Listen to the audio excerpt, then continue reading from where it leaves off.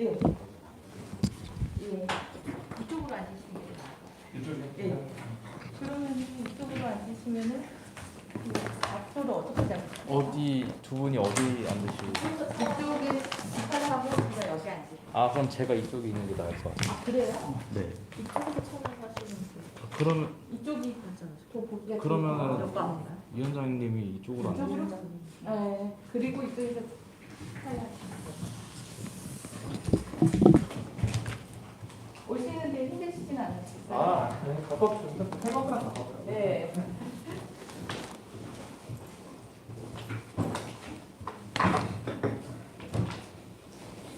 지금 펜슬이 되는 거죠? 네.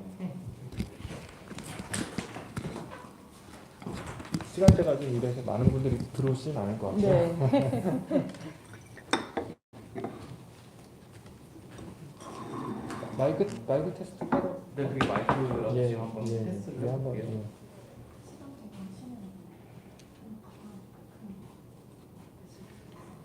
예. 한번 말씀을 주시겠어요?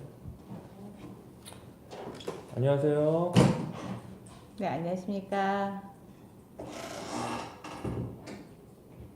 아, 네, 아주 잘 들립니다. 네.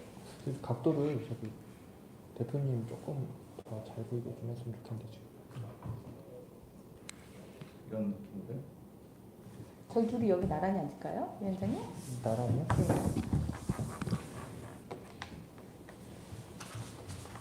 그래야 저기 잡기가 좀 쉬울 것 같아요.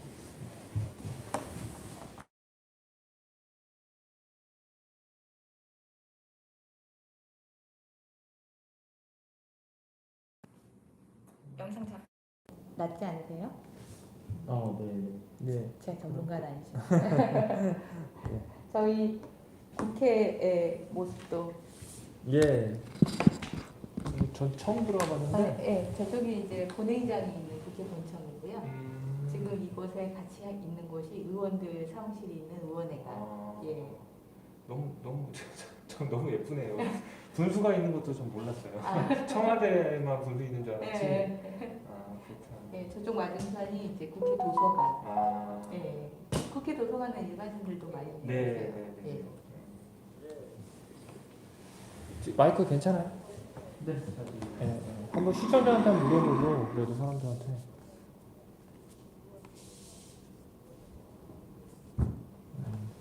일단은 뭐 예. 이걸 좀 꺼야겠다. 예, 안녕하십니까. 김검시대가 정치인에게 묻는다. 그 세 번째 시간으로 국민의당 원내대표이신 권은희 의원님 모시고 인터뷰 시작하겠습니다. 안녕하십니까. 전 김검시대 위원장 서형배입니다. 국민의당이 김포 검단 지역에 특별한 기반이 없음에도 국토부의 제4차 국가철도망 구축계획 공청회 이후에 김검 시민들과 김검 시대에 많은 도움을 주셔서 매우 감사하게 생각하고 있습니다. 어떤 도움을 주셨는지 잘 모르시는 시민분들을 위해서 말씀을 드리자면요. 안철수 대표님과 김검 시대와의 간담회 그리고 김검 시대의 성명서를 청와대 측에 전달을 해주셨고 언택트 행사 때 그 안 대표님의 영상 메시지를 보내주시는 등 여러 방면에서 김검 시대를 도와주셨습니다. 특히 권은희 의원님은 성명서 전달식 때 청와대 측에 직접 요청을 해주신 분이고 언택트 행사 때도 비서 없이 혼자 오셔가지고 참여를 해주셨고요. 그리고 현재도 GTX 관련 정보 공개 청구를 하는 것에 큰 도움을 주고 계십니다. 다시 한번 감사의 말씀을 드리고요. 네. 감사합니다. 그리고 질문 시작하겠습니다. 네. 첫 번째 질문인데요. 정치인의 관점에서 서울의 베드타운임에도 불구하고 김포 검단 지역의 교통망이 유독 열악하고 인프라 구축이 천천히 진행되고 있습니다. 이유가 무엇이라고 보시는지요? 네, 88년도에 이 수도권에 90만 호 주택 공급을 목표로 5개 지구에 일기 신도시 건설이 됐고요. 그리고 2000년대에 60만 8천 호 공급을 목표로 10개 지구에 2기 신도시가 건설이 됐습니다. 그런데 이 1, 2기 신도시 모두 상응하는 지역 균형 발전이 이루어지지 못함으로써 이 서울로 출퇴근 일어나게 되고 그럼으로써 광역 교통 문제가 공통적으로 발생을 합니다. 이 공통적인 광역 교통 문제의 발생은 이 신도시 건설과 이에 필요로 하는 이 교통 대책과의 어떤 시간 차이, 예. 그리고 교통 대책 마련에 있어서 뭐 예비 타당성 제도 같은 그런 부분으로 인한 사업 지연이나 미집행 이런 부분들이 발생을 하고요. 또 뭐 광역버스 노선과 관련해서 지자체 간의 이 갈등 문제 이런 부분들로 인해서 교통 문제가 발생을 하는데 그런데 여타의 신도시는 그래도 시간이 지나면서 경과가 되면서 어느 정도 해소가 되는 조금씩 나아지는 그런 상황인데 김포 검단 신도시는 지금 사업 시작한 지 20년이 경과되고 입주 시작한 지 10년이 경과된 이 상황까지 전혀 대책이 전무한 상황입니다. 이와 관련해 가지고 이제 질문하시는 것이 왜 이렇게 김포검단 지역이 유독 열악하느냐라고 물어보셨는데 저희 역시 도대체 이 1기 신도시, 2기 신도시를 모두 살펴보고 시간의 경과에 따라서 그래도 계획이 수립이 되고 집행이 되고 조금씩 개선되는데 왜 유독 이 김포검단 지역은 전혀 대책이 전무한 상황인가라고 살펴봤더니 이 김포 골드라인을 이용한 김포공항 환승센터 이 교통 대책이 이 2019년에 마련이 됐는데요. 이 마련된 대책으로 인해서 교통 대책이 사실상 마련된 듯한 외양을 줬다 이거죠. 그러면서 정부나 소관 부처에서는 어느 대책을 필요한 어느 정도의 대책을 집행했다.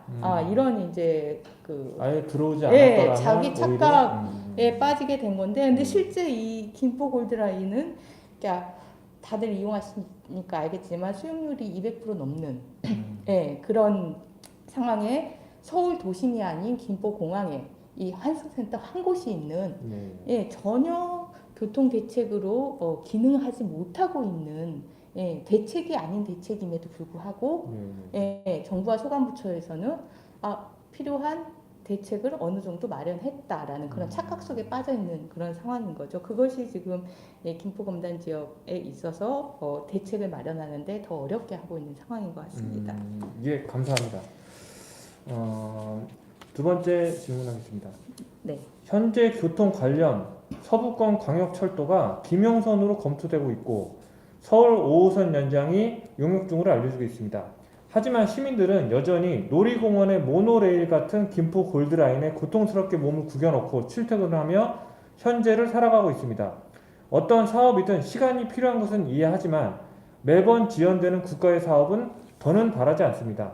시민들의 고통을 최대한 앞당겨 종식시킬 수 있는 방법들은 무엇이 있을까요? 네, 지금 검단 시대를 중심으로 해서 여러 가지 교통 대책들에 대한 대안들이 중검 시대를 중심으로 해서 여러 가지 교통 대안에 대한 대책들을 제시를 하고 있는데 그 중에서 말씀하신 것 중에서 가장 빠르게 고통을 조금이라도 완화시킬 수 있는 방법이 무엇이 있을 것이냐. 저 역시 이 서울의 교통망을 놓고 살펴봤는데 현실적으로 봤을 때 가장 빠른 대책은 5호선 연장이라고 보고 있습니다. 지금 그런데 이 5호선 연장이 이제 건설 폐기물 처리 시설, 처리 시설을 함께 이전해야 된다라는 이런 문제가 결부되면서 이 부분도 현실적으로 좀 어려운 거 아니냐라고 보고 계시는 것 같은데. 곰곰이 생각해 보면 이 진성준 의원의 이런 입장은 결부시키는 입장은 너무 부당한 결부인 거죠. 그러니까 5호선의 이 종착역 종착역을 연장시키는 부분하고 그 종착역에 있는 건설 폐기물 처리 시설하고는 전혀 무관한 사안인 것입니다. 이 부분을 그 연장시키는 곳에서 함께 이전해 가라라고 요구할 어떤 합리적인 관련성도 없는 거예요. 이 부분에 대해서 이전을 시키겠다라면 지자체와 국가의 조정을 받아서 해당 사업자와 협의를 해나가서 풀어가야 되는 문제지, 이 지하철을 연장하려고 하는 지역에 그 함께 가져가라고 할 그런 그 어떤 관련성도 없는 문제입니다. 그래서 이와 관련된 진선준 의원의 부당 결부에 대해서는 강력하게 규탄을 해야 되고요. 그리고 다행스러운 것은 서울시장인 오세훈 시장이 이 부분을 결부시키지 않겠다, 그런 시각을 보여주고 있습니다. 그런데 결부시키지는 않겠지만은 그 해당 지역구 의원의 그런 반대 의사 때문에 적극적으로 나서고 있지는 않은 상황이거든요. 그래서 그와 관련해서 그러한 그 결부시키는 문제는 부당한 결부이기 때문에 이에 개의치 말고 적극적으로 협의에 나설 거를 촉구하는 이 두 가지 규탄과 적극적인 그 협의에 나설 거를 요구하는 이 두 가지 문제를 함께 진행을 시키면 가장 빠르게 이 5호선 연장으로 인해서 그나마 고통을 조금이라도 완화시킬 수 있지 않을까, 이런 생각을 합니다. 예. 5호선이 그래도 가장 빠른 대책이 될 것이다, 이런 말씀을 해주셨고요. 김포 검단 시민들은 시민을 위한 정책을 갈망하고 있습니다. 시민들이 느끼기에 신도시 개발은 벌써 10년이 넘었고 인구 유입은 지속적으로 증가하여 70만을 넘어섰지만 아파트 사이 녹지들을 제외한다면 눈에 띄는 시민시설이 없는 상황입니다. 김포의 경우 한강을 품고 있음에도 이렇다하게 개발되는 관광 자원도 없습니다. 자적도시로서 기능하기 위해 국민의당이나 권은희 의원께서 생각하시는 가장 우선적으로 필요한 사회 기반 시설은 어떤 것들이 있을까요?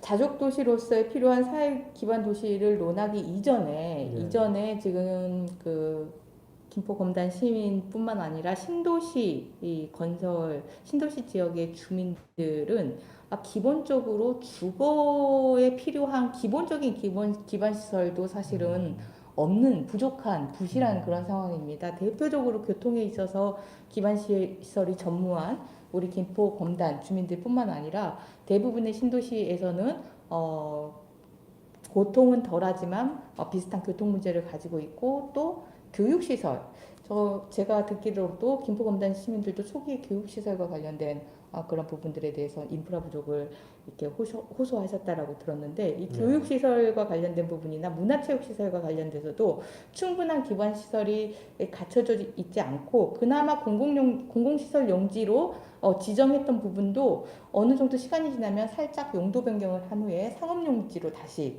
수익을 얻는 그런 모습들을 비일비재하게 볼 수 있는데요. 그래서 이런 그 신도시의 기본적인 주거도시로서 기능하기 위한 기본적인 기반 시설도 없는 이런 문제 때문에 지난 20대 국회에서는 이런 일도 있었습니다. 이 신도시의 교육시설의 부족을 호소하는 그 지역의 국회의원들이 모임을 만들어서 공동으로 대응을 했습니다. 공동으로 교육부에 이 공통적인 문제, 이것은 우리 지역만의 문제가 아니라 소관부처의 잘못된 행정으로 인한, 잘못된 수요 예측이나 잘못된 행정으로 인한 문제이기 때문에 이 부분에 대한 해결이 있어야 된다라고 공동 대응을 하고요. 어느 정도 이제 성과를 얻었습니다. 그래서 이 김포검단 시민들도 이와 관련된 그런 그 국회에서의 활동들에 대해서는 좀 관심 있게 지켜보시고 그 필요한 부분들에 대해서 다시 이 모임을 촉구하는 그런 활동들을 하셔도 좋을 것 같고요. 그걸 넘어서는 이제 자족도시로서의 기반시설과 관련해서 김포검단에 저는 이점으로는 김포검단이 이 해운과 항공과 육상이 결합되는 그런 그 지리적인 요충지이고, 그리고 배후로는 최대 소비 도시를 배후 도시로 두고 있습니다. 이와 관련돼서는 상당한 이제 그 물류 산업에 있어서는 상당한 그 지리적인 요충지라고 볼 수 있는데, 그것 때문이라도 더더욱 그 교통망에 대한 대책들이 필요하고 단순한 그런 그 이동의 대책을 넘어서서 이동의 대책이 마련되면 이동의 대책을 넘어서서 어떤 산업의 기반으로서의 대책으로도 보다 적극적으로 검토해 볼 필요가 있다라고 생각을 합니다. 예, 감사드립니다. 정당이나 국회의원은 민의를 대변하기 위해 존재하는 시스템입니다. 다만 시민의 눈으로 보았을 때 복잡하게 얽혀있는 이슈들 속에 당론과 지역 시민들의 목소리 사이에서 갈등하는 국회의원, 기초의원이 많은 것 같습니다. 만약 권 의원님께서 같은 상황이시라면 어떤 방식으로 이 딜레마를 해결하실지요? 예, 기본적으로 지역 시민들의 목소리와 관련해서 이 단순한 지역 이기주의냐, 단순한 지역 이기주의로 치부돼서는 안 되는 공익적인 요소를 담고 있느냐 이 부분을 살펴보게 되는데요.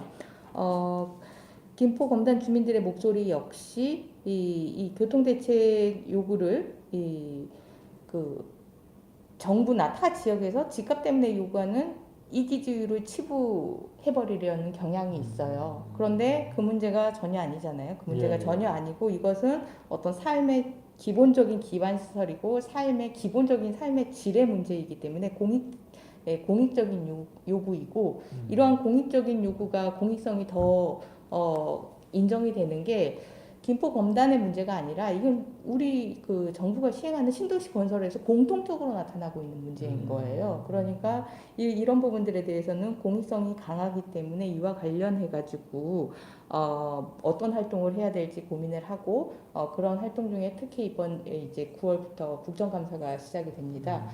국정감사에서 이러한 그 문제점들을 문제의 현황들을 제시를 하고 이 부분에 대해서 정부의 역할이 없었다라는 점을 지적을 하고 그렇다면 정부가 어떤 역할을 해야 되는지에 대해서 입장을 촉구하는 그러한 이제 활동들을 하게 되고요.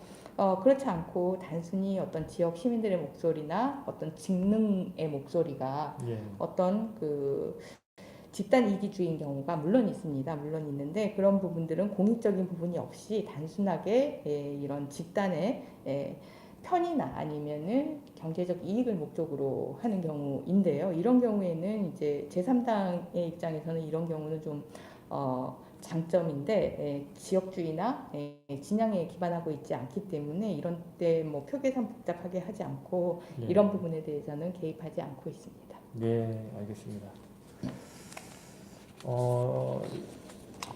원외 정당 대표께서 뭐 안철수 대표시겠죠? 네. 당과의 합당을 결정하신다면 요즘에 이슈가 있기 때문에 이런 질문 시민들이 뭐 궁금해하시니까요. 네.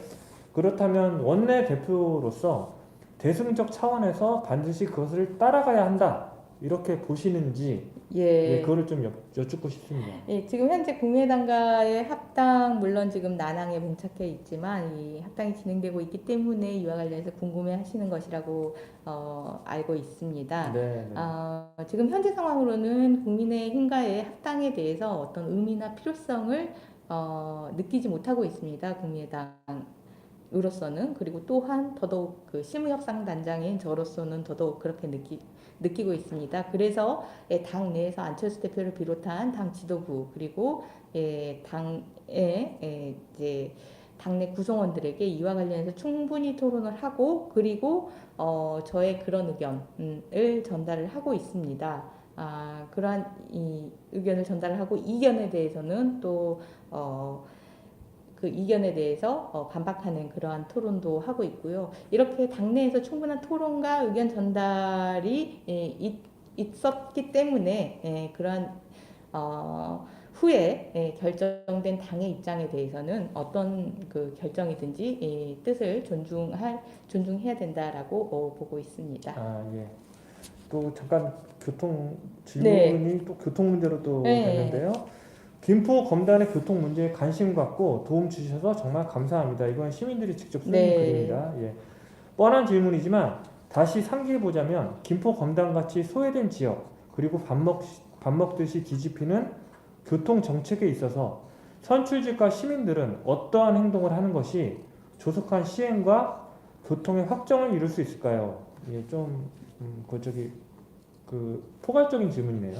좀 포괄적인 질문이기 때문에 구체적인 그 활동 사례를 가지고 제가 좀 답변을 드리겠습니다. 조금 네. 전에 잠깐 언급했듯이 20대 국회에 신도시 이 지역에 기반을 둔 국회의원들이 해당 지역의 교육시설 인프라가 부족하다라는 공통의 문제를 가지고 모임을 만들어서 신도시 지역에서 전형적으로 과밀학급의 문제, 삼부제 급식의 문제 이런 문제들이 나타나고 있는 부분들에 대해서 그 지적을 하고 이에 대해서 이러한 문제는 단순히 이 지역의 문제가 아니라 정부가 해결해야 될 그러한 기본적인 교육의 문제다라는 부분들에 대한 인식을 제고시키고 이에 대해서 필요한 정부의 대책과 해결책이 제시될 수 있도록 함께 노력을 했던 그런 사례가 있습니다. 마찬가지로 김포 검단과 관련해 가지고 이번 국정감사 때 이 신도시 이 전체에 특히 뭐 예전에도 보면 산발적으로 어떤 신도시의 지역구를 가진 의원님들이 국정감사에서 이런 부분들에 대해서 지적을 하고 문제 해결을 요구를 했었는데요. 그 산발적인 걸 넘어서서 이제 모임을 만들어서 이런 부분들에 대해서 공통적으로 정부의 역할이 없다라는 점에 대해서 문제를 지적을 하고 이 부분에 네. 대해서 정부가 역할을 해야 된다라는 그러한 그 각성을 이끌어내는 그런 역할을 해야 된다라고 생각을 하고요. 네.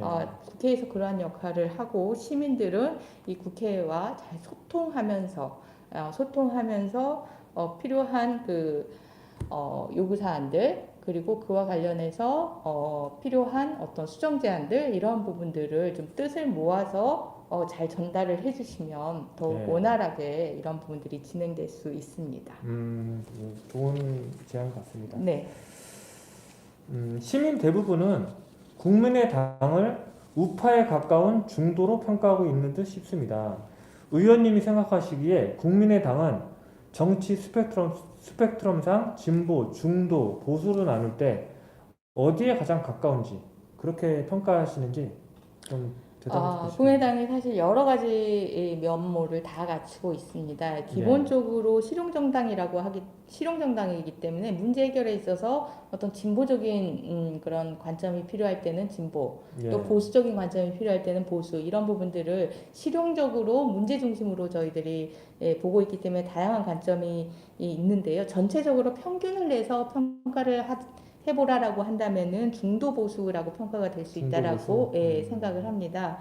왜냐하면 이 정치의 영역에서 이 가장 비중이 큰 것이 경제와 안보인데요. 경제는 국민당이 시장 경제를 기본으로 하고 공정한 경쟁 질서를 마련하는 그러한 질서를 추구하고 있고 안보는 한미 동맹을 기본으로 해서 북한과의 대화를 추구하는 그러한 안보의 기본 체계를 가지고 있기 때문에 이런 비중이 큰 경제 안보를 중심으로 전체 평균을 내본다라고 하면 중도 보수라고 평가를 합니다. 그런데 말씀드렸다시피 이 사회문화적인 측면에서는 사실 상대적으로는 진보적인 측면이 강한데요. 이 다양한 사회 구성원하고 변화하는 환경 속에서 국민의당은 다양성과 변화를 추구합니다. 대표적으로 한때 타다 서비스가 사회적 문제가 되지 않았습니까? 이 타다 서비스가 사회적 문제가 됐었는데 이 서비스에 대해서 국민의당의 입장은 타다 서비스가 출현하게 된 사회적 변화를 인정을 해야 된다. 인정을 하고 그래서 금지해서는 안 되고 다만 이 새로운 그 사회 변화로 인해서 어쩔 수 없이 타격을 받게 되는 기존 산업에 대해서는 변화에 적응할 수 있는 그런 여건을 마련해 주는 방법으로 해결을 해야 된다라는 그런 시각이었습니다. 그런 측면에서 보면은 이제 사회문화적으로는 진보적인 측면이 강하지만 큰 정치의 영역 비중 자체에서는 현재 경제 안보가 크기 때문에 그렇게 평가했습니다. 분야별로 조금씩 이제 다른 그런 성향을 보이고 계시기도 하네요. 지금 현재 여당인 민주당은 진보를, 제1야당인 국민의힘은 보수를 각각 표방하고 있습니다. 그러나 시민들은 두 당이 겉으로만 진보와 보수를 내세울 뿐 기득권 정당으로서의 정권 창출에만 관심이 있는 게 아닌가 하는 의구심을 품고 있습니다. 민주당이 내세우는 진보가 왜 진정한 진보가 아닌지, 국민의힘이 내세우는 보수가 왜 진정한 보수가 아닌지, 국민의당은 어떻게 다른지 좀 설명을 해주시고 이 양당을 좀 비판을 해주신다면 네, 저희들이 그냥 일상적으로 얘기하는 진보와 보수 예, 그 예. 개념을 좀 학구적으로 설명을 해보면 진보라는 것은 사회 변화를 추구하는 예, 그러한 예. 이념 세력이고 예. 보수라는 것은 이 사회 안정을 추구하는 그러한 이념 세력인데요. 이 더불어민주당이 진보를 그리고 국민의힘이 보수를 표방하고 예, 예, 있는데 예, 이 양쪽에서 관심을 가지고 있는 게 우리 국민들의 삶이 모두 관련된 이러한 전체적인 사회의 변화나 전체적인 사회의 안정이 아니라 권력의 변화 그리고 권력의 안정 여기에만 관심을 가지고 있는 거죠. 그렇기 때문에 관심 두는 그 층이 관심 두는 대상이 사실은 권력과 관련된 부분과 관심이 있기 때문에 그 정당 세력들을 사실은 진보 세력, 보수 세력 이렇게 부르기보다는 기득권 세력이라고 평가하는 것이 보다 정확한 거 아닌가 이렇게 보고 있습니다. 예, 예. 그리고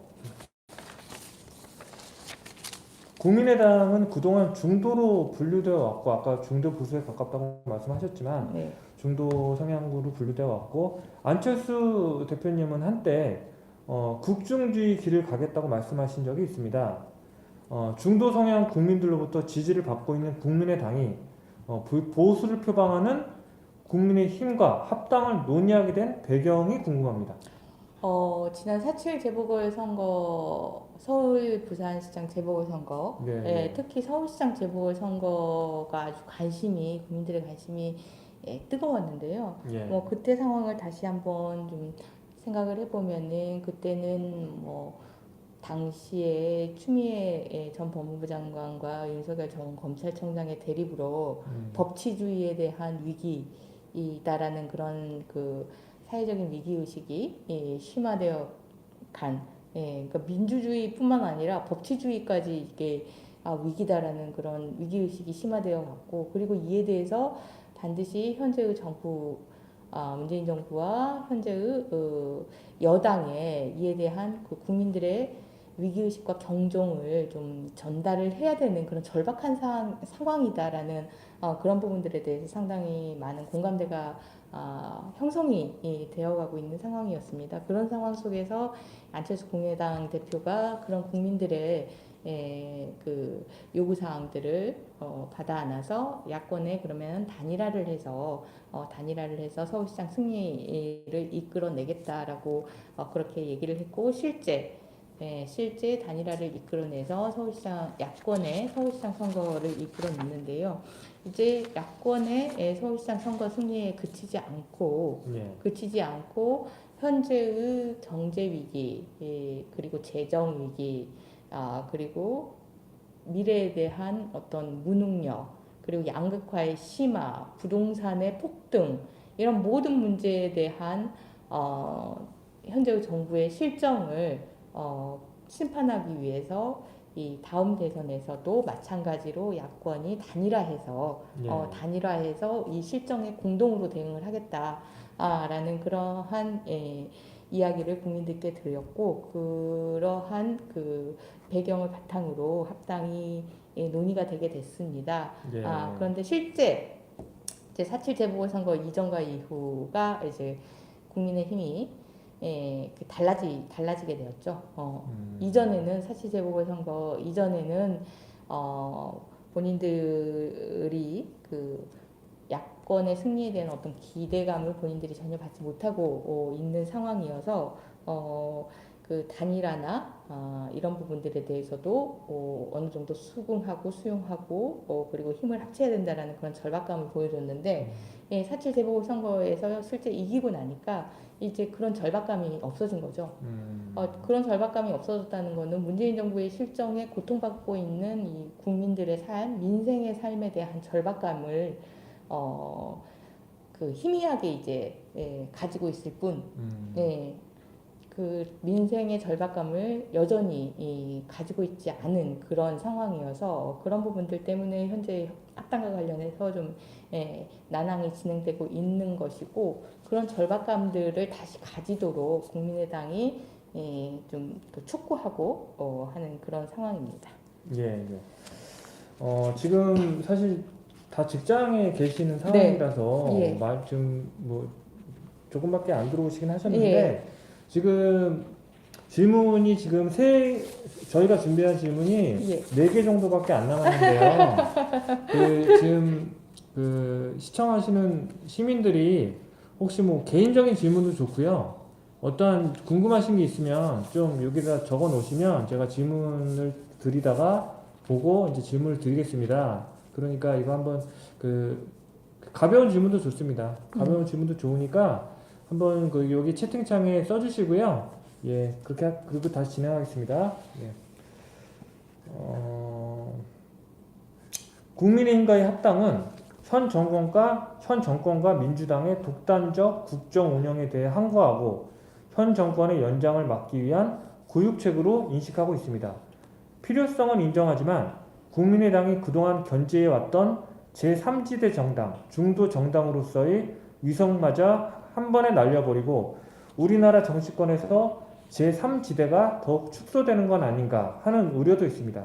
만약에 합당하시게 되면 기존 국민의당이 추구해왔던 정치적 철학은 어떻게 지켜내실 생각인지 답변 부탁드립니다. 예, 말씀하신 대로 합당을 하게 되면 기존 국민의당이 추구해왔던 이런 다당제, 이 다양한 사회의 이해관계 속에서 실용적인 정치를 하겠다라는 이 국민의당의 정치적 철학을 지켜내기가 사실 쉽지 않은 상황이기 때문에 네. 그렇기 때문에 합당에 있어서 고민이 깊을 수밖에 없고 고민이 깊지만 정권 교체를 위해서 내년 대선에서는 그 통합을 해서 임해야 되는 거 아니냐라는 그런 대의 부분에 대해서도 또 쉽게 포기하기 어렵고 이런 이제 딜레마에 빠져 있는 상황입니다. 네. 딜레마에 빠져 있는 상황인데 그럼에도 최소한 예.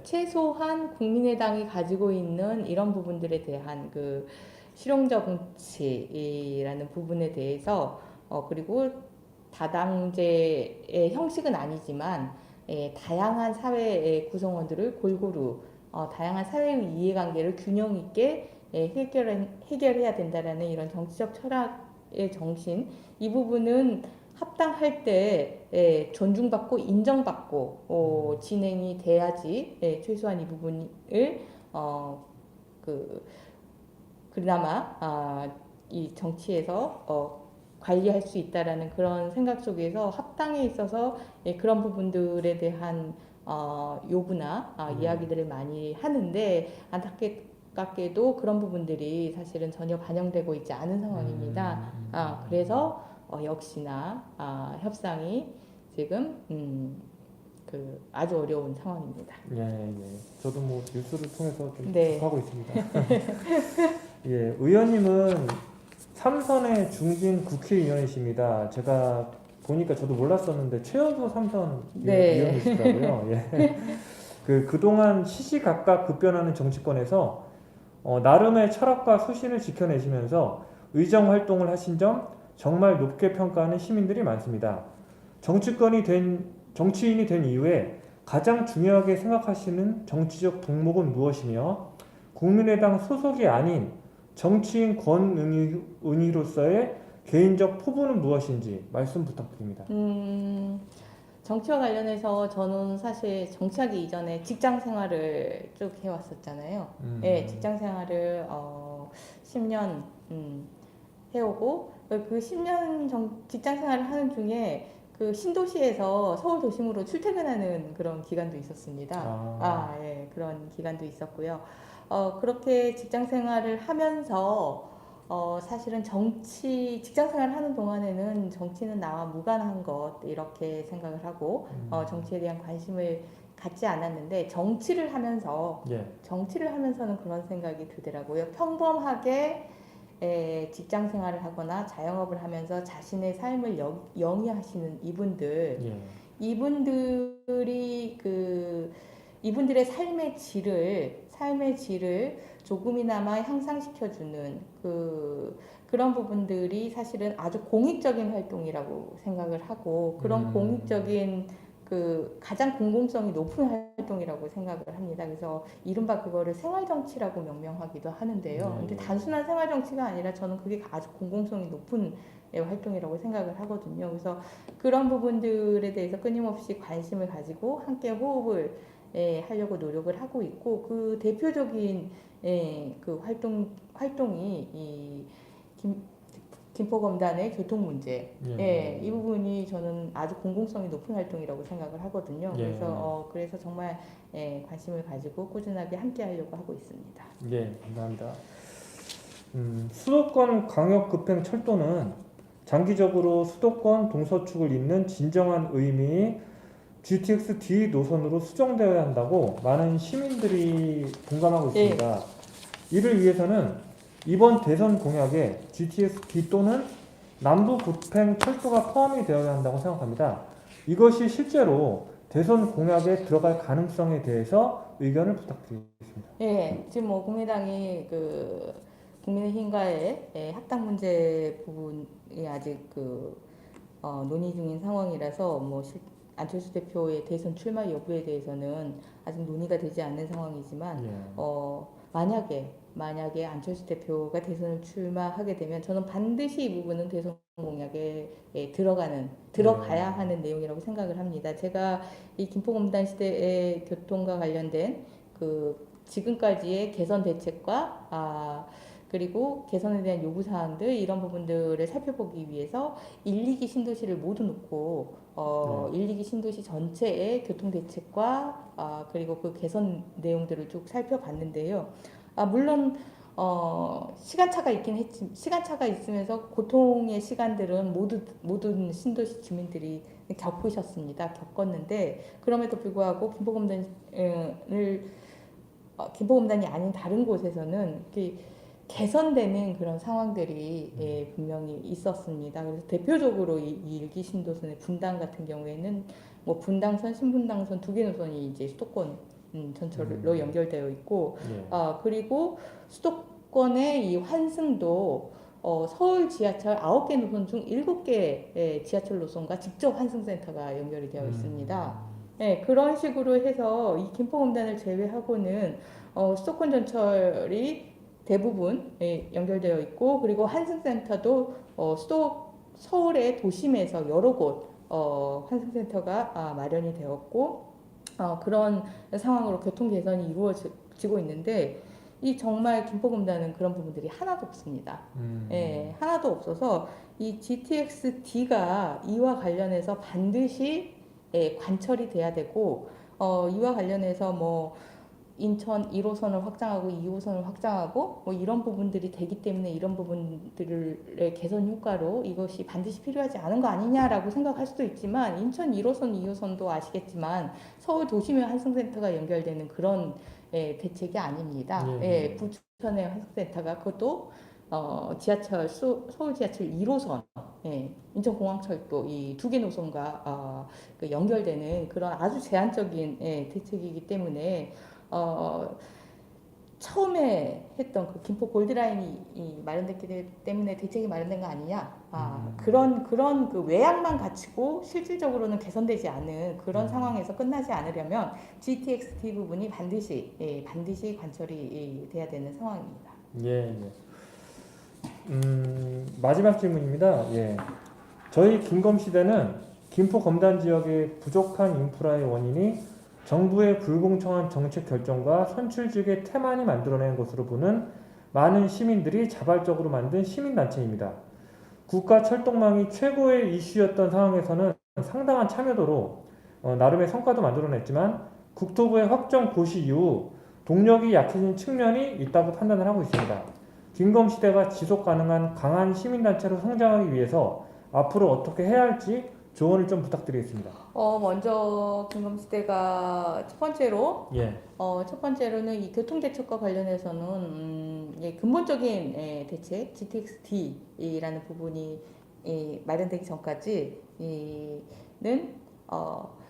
위축될 필요가 없다. 뭐 어느 정도의 그런 그 조금의 개선 대책이 나왔다고 하더라도 예. 그것은 근본적인 부분이 아닌 예. 부분이기 때문에 위축될 필요가 없이 이 근본적인 개선 대책을 마련할 때까지 이것은 대한민국 국민이 이 기본적으로 누려야 할 삶의 질의 문제이고 아주 공익성이 큰 문제이고 예. 우리의 문제 해결이 이 대한민국이 앞으로 이 신도시를 통한 주거 공급을 할 때 국민들에게 어떤 역할을 해야 되는지 스스로 자각하게 되는 계기가 되는 그런 문제다라는 그런 자부심을 가지고 임해 주실 것을 요청을 드리고요. 예. 두 번째로 이런 그 활동들을 하면서 아까 몇 가지 질문들, 국민의당에 대한 질문들, 또 국민의당 현안에 대한 질문들을 하셨는데 그런 부분들에 대해서도 사실은 열린 마음으로 국민의당이든 국민의힘이든 더불어민주당이든 정의당이든 그 지금 다양한 정치 세력이 어떠한 활동들을 하고 있는지 관심도 가지고 그렇게 소통을 하시는 열린 마음으로 소통하시는 그런 자세도 아주 필요하다라고 생각을 하고요. 그리고 무엇보다도 이제 그 김검시대가 이러한 정부 대책을 이끌어내기 위해서 필요한 활동들을 정치 세력이나 국회하고 함께 하게 되는데 정치 세력이나 국회하고 함께 함으로써 어떠한 성과를 이루어낸다면 그 성과는 정치 세력이나 국회가 아닌 다른 곳에 이 성과에 대한 그 부분을 함께 누리셔야 된다. 그러니까 그 국회와 정치 세력은 이것이 공익이기 때문에 당연히 함께하는 것이고 그로 인해서 어떤 김검시대가 교통 대책에 있어서 성과를 만들어냈다면 그 성과는 앞으로 진행되게 될 그런 다른 신도시 주택 건설이나 아니면은 신도시가 아니더라도 대한민국에 있어서 기본 시설이 부족하게 진행되는 그런 주거 환경에 대해서 필요한 목소리를 내주는 그런 그 역할을 함으로써 그 사회에 필요한 활동들이 계속 연결돼서 일어날 수 있도록 하는 그런 확장된 그런 활동들 이런 활동들을 하시는 것이 그러니까 열린 마음 그리고 소통 그 꺼리낌 없는 소통 그리고 확장되고 연결된 활동들 이런 부분들을 기본적으로 단체가 지향을 하고 방향성을 가져간다면 아주 건강한 시민단체로서 오랫동안 활동하고 대한민국 주거에 있어서 특히 신도시 건설이라는 형태로 제공되는 주거에 있어서 아주 필요한 목소리를 내는 건강한 시민단체로 역할할 수 있으실 거라고 봅니다. 감사드립니다. 그리고 지금 제가 글 조금 관련된 글을 읽어보면은 접경지역 예타 면제에 좀 시민들이 관심이 많으신데요. 네네.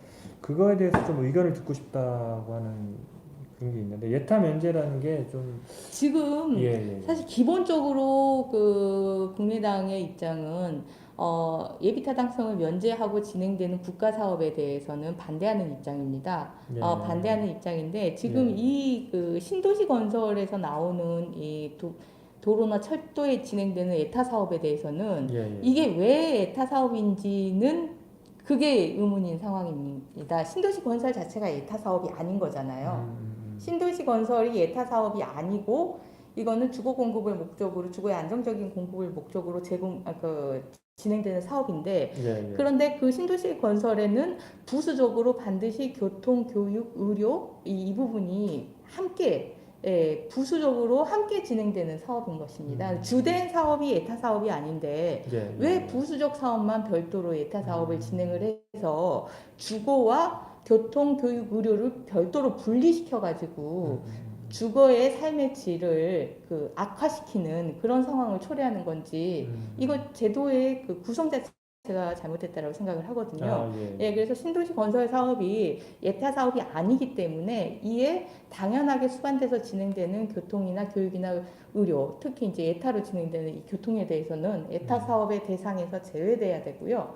예타 사업의 대상에서 제외돼야 되는 게 당연한 정책적인 제일 목표고 당연한 제외가 어렵다면 신도시 건설을 한 당시에 건설을 계획할 당시에 일괄적으로 일괄적으로 이와 관련된 그 예타를 진행을 해서 처리를 해서 이 주된 이 신도시 건설 주거 공급이 이 그 분리되지 않게 교통과 분리되지 않게 해야 되는 그런 정책적 제도적 변화가 반드시 필요하다라고 생각을 하고 그건 역시 이번 국감에서 문제 제기를 할 생각입니다. 아, 예. 예. 감사드립니다. 지금 뭐 김포검단에 대해서 어떠한 계획 갖고 계시냐 뭐 이런 질문도 예. 지금 들어오고 있고 예. 그리고 뭐 권은희 의원이 응원합니다. 감사합니다. 감사합니다. 이런 글도 예. 있네요. 네. 지금 사실 뭐 선출직이 아니시기 때문에 네. 지금 당장 어떠한 계획을 뭐 구체적으로 갖고 계시진 않겠지만 네. 그래도 여기 기반이 없으신 그 국민의당의 의원이시지만 그래도 어떤 조금이라도 계획이 있으시다면 예. 한번 말씀을 좀 부탁드리겠습니다. 저는 그 말씀드렸다시피 예. 제가 특별히 이 김포검단에 대해서 그 공감대가 크고 예. 그 애정도가 큰 이유가 두 가지의 저희 개인적인 경험이 예. 개인적인 또는 업무적인 경험이 결합되어 있기 때문인데 첫 번째는 제가 이제 직장 생활을 하면서 예. 신도시에서 서울 도심으로 출퇴근했던 예. 그런 계획이 있고 그때 이제 그 서울로 진입하는 그 정체된 도로 예. 거기를 이용할 수밖에 없었던 그런 그 경험들 예. 이런 부분들이 있기 때문에 얼마나 고통스러운지 저 역시 이제 같은 고통을 느꼈기 때문에 네. 그리고 오래된 아주 문제의식이라는 그런 점과 두 번째로 제가 이제 지역구 의원을 할 때 지역구 내에 신도시 지역이 있었습니다. 지역구 내에 신도시 지역이 있었는데 그 신도시 지역에서 교통은 기본이고 교육이 아주 심각하게 인프라가 안 돼 있는 상황입니다. 그래서 제가 의정 활동을 하면서 이 교통의 버스 노선, 도심으로 진입하는 버스 노선 확보와 그리고 이 과밀 학급이나 이 3교대로 진행되는 급식 문제 이 부분을 해소하기 위해서 말씀드렸다시피 20대에 공통의 문제를 가지고 있는 다른 지역 의원들과 함께 이 부분을 해소하는 활동들을 했었는데요. 그러면서 이 신도시 건설에서 지금껏 반복적으로 공통적으로 나타나는 이 기반 시설에 대한 정부의 계획 없음, 부실한 계획, 집행 미진 이 부분이 얼마나 우리 시민들의 삶을 피폐하게 하고 그리고 이 부분들을 해야 하는 것이 얼마나 중요한지 이 부분들을 제가 경험을 했기 때문에 이 부분에 대해서 폭넓은 공감대와 그리고 그 경험을 가지고 함께 활동하고 있고요. 그래서 아주 즐겁게 활동을 하고 있습니다. 이번 국감에서 관련된 부분들을 좀 종합적인 시각으로 다룰 예정입니다. 네, 감사합니다. 지금도 그 저희가 그 김부선, 김부선으로 왜 결정이 날 수밖에 없었는가 그것에 대한 정보공개 청구를 지금 진행하는 것을 도와주고 계신데요. 그 결과가 빨리 나와가지고 제대로 된 뭐 합당한 그런 이유라면 뭐 우리가 뭐 인정하겠지만 그런 이유가 아니고 정보 공개 자체를 좀 거부한다든가 아니면 좀 불합리한 이유를 들어서 이렇게 결정이 났다 이런 식으로 알려지게 되면 지금 김포 검단 시민들도 아무래도 납득하지 못하고 다시 좀 나서서 이제 다시 시민운동을 전개하지 않을까 좀 그런 생각을 좀 해봅니다. 김포공단 시민들께서 관련해가지고 이제 어떤 판단을 하고 있는지 또 어떤 이제 정보를 보고 어떻게 평가를 하실지에 대해서는 지금 저도 그 부분에 대해서는 그런 입장들을 좀 기다리는 입장이지만 기본적으로 제가 이제 의정 활동을 하면서 봤을 때 이 기본적으로 이 신도시 건설을 하면서 거기에 들어가는 교통 대책에 따로 별개로 예타를 적용하는 것 자체는 제도적으로 부적합하다, 문제가 있다. 근데 그 예타를 기본으로 김부선이라는 그러한 그 결정을 했을 때는 예타 자체가 문제가 있기 때문에 그 결정에 기반한 김부선은 문제가 있는 것이고 두 번째로 교통과 관련해서 늘상 소관부처는 이 수요가 충분하지 않다라는 문제로 그 교통 인프라를 구축하는 데 있어서 그거를 정가의 보도처럼 네. 활용을 하고 있습니다. 그런데 네.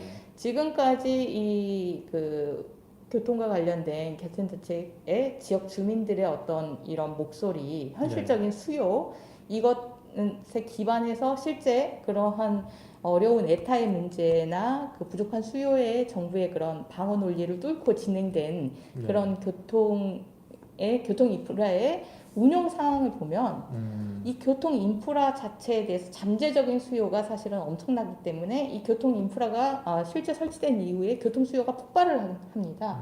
네, 교통 수요가 폭발을 해서 교통 인프라 마련한 교통 인프라가 부족할 정도로 그렇기 때문에 지금 이 김포 검단 관련된 교통 대책이 저는 전형적으로 그런 부분이라고 보고 있거든요. 그러니까 소관 부처의 그냥 안이한 방어 논리에 지금 그 기초한 판단일 것이다라고 저는 그렇게 보고 있는데 네. 어쨌든 이 말씀하신 대로 정보 공개를 해서 네, 관련된 네. 정보를 보다 면밀하게 분석을 하고 관련된 입장을 좀 정하시면 그 지금 안 대표님께서 매우 바쁘시겠지만 여러 일 때문에 아마 많이 바쁘시겠지만 저희 시민단체와 간담회도 한번 했었고요. 네. 그래서 저희가 한번 이런 식으로 인터뷰를 한번 모시고 싶은 마음이 있어요. 예. 그래서 혹시나 예. 가능하시다면 한번 네. 뵙고 싶습니다. 기꺼이 예, 기꺼이 네, 안철수 네, 대표도 안철수 대표도 그 개인적인 경험으로 교통 인프라가 부족한 곳에서 네. 그 교통 개선에 대한 교통 개선이 되지 않아서 고통을 겪으면서 출퇴근했던 그런 경험들이 충분히 있고 또한 이러한 그 제도적인 문제 주거 공급에는 정부가 그냥 공급하면서 거기에 들어가는 철도는 예타로 그냥 꼼꼼하게 따져가지고 꼼꼼하게 따진 것도 아니죠. 예타라는 그 제도를 이용해서 사실은 필요한 인프라를 구축해주지 않은 그런 정부의 소극 행정이죠. 소극 행정에 대한 부분에 대해서는 이거는 이제 공공에서 삶의 질을 저하시키는 문제이다라는 그런 인식이 아주 강하기 때문에 안철수 대표도 직접 출연해서 소통하시면 아주 좋아하실 겁니다. 네, 감사합니다. 네. 지금까지 한 45분 정도, 한 50분 정도 저희 그 인터뷰를 했습니다. 뭐 시간이 뭐 1시간이 될 수도 있고 1시간 반이 될 수도 있고 30분이 될 수도 있는데요. 뭐 그런 시간은 중요한 게 아닌 것 같더라고요. 이 질문이 굉장히 알차게 대답을 해주셔가지고 그리고 지금 우리 김포 검단에 대해서 이 정도까지 지금 지식을 가지고 계시고 그 의견을 주신 것을 아마 굉장히 놀라시는 시민분들이 많이 계실 거예요. 감사합니다. 알겠습니다. 그러면 이것으로 김검시대가 정치인에게 묻는다. 그 권은희 원내대표 편을 마치겠습니다. 감사드립니다. 고생하셨습니다. 감사합니다. 감사합니다.